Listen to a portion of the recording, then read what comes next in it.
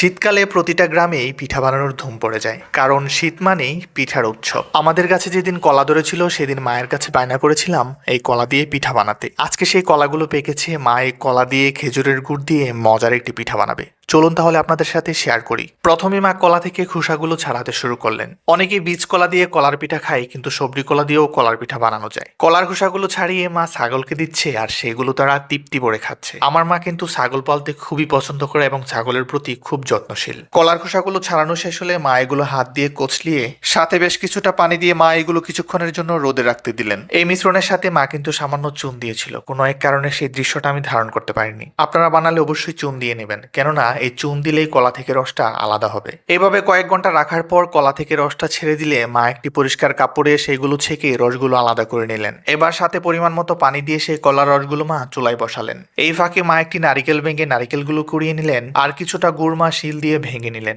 শীতকালে কলার পিঠাতে সাধারণত খেজুরের রস বা খেজুরের গুড় ব্যবহার করা হয়, আপনারা চাইলে চিনিও ব্যবহার করতে পারেন। এরপর কলার রসগুলো ফুটতে শুরু করলে মায়াতে দিয়ে দিলেন কয়টা তেজপাতা ও ভেঙে রাখা খেজুরের গুড়। সাথে পরিমাণ মতো লবণ দিয়ে সামান্য নেড়ে চেড়ে মা এই রসটা বেশ কিছুক্ষণের জন্য জাল করতে শুরু করলেন। কিছুক্ষণ পর খেজুরের গুড়ের মিশ্রণটা যখন ফুটতে শুরু করলো, তখন মা একটি পাত্রে নিয়ে নিলেন বেশ কিছুটা চালের গুঁড়া ও পরিমাণ মতো লবণ। এবার চালের গুঁড়া ও লবণ মাখিয়ে সেই ফুটন্ত খেজুর ও গুড়ের রস থেকে কিছুটা খেজুরের গুড় নিয়ে চালের গুঁড়াগুলো ভালোভাবে মাখিয়ে ডো বানাতে শুরু করলেন।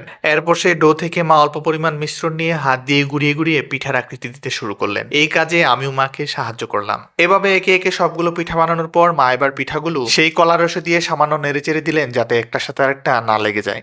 এরপর পিঠাতে ঘনত্ব আনার জন্য চালের গুঁড়ির সাথে কলা রস মিশিয়ে সাথে দিয়ে দিলেন বেশ কিছুটা গরুর দুধ। সামান্য নেড়েচেড়ে একটা ব্যাটার তৈরি করে ব্যাটারটা মা সেই পিঠাতে দিয়ে দিলেন। সাথে আরো দিলেন কুড়িয়ে রাখা নারিকেল। তারপর মা জাল করতে শুরু করলেন ও মাঝে মাঝে নাড়তে থাকলেন। এভাবে বেশ কিছুক্ষণ জাল করার পর পিঠাগুলো সিদ্ধ হয়ে গেলে এবং পিঠার মধ্যে ঘনত্ব চলে আসলে মা বুঝে গেলেন পিঠাগুলো হয়ে গেছে। পিঠা বানাতে বানাতে বেলা গড়িয়েছে অনেক। বিকেলের মিষ্টি রোদ এসে আছড়ে পড়ছে পিঠার পাত্রে। মা পিঠার পাত্রটা তুলে পিঠাগুলো ঢালতেই পিঠার গ্রানে যেন চারপাশ মোমো করছে। তাই আমিও তাড়াতাড়ি করে পিঠা খেতে বসে পড়লাম। পিঠাটার গ্রান যেমন চমৎকার, খেতেও কিন্তু অসাধারণ। আপনারা অবশ্যই বাসায় ট্রাই করবেন। ভিডিওটি কেমন লাগলো কমেন্ট করে জানাবেন, আর নতুন হলে অবশ্যই ফলো দিবেন। ধন্যবাদ।